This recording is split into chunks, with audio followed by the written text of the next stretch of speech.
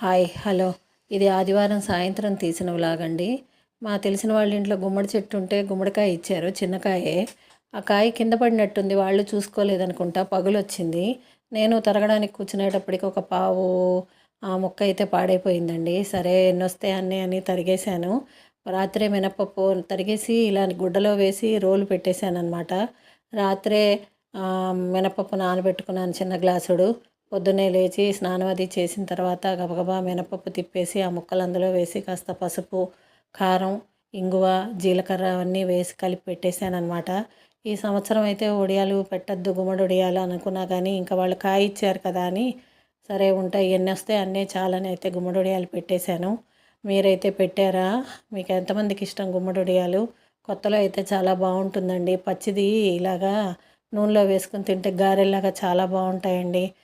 మీకు కనుక నచ్చినట్టయితే ఒకసారి లైక్ చేయండి, అలానే సబ్స్క్రైబ్ చేసుకోండి.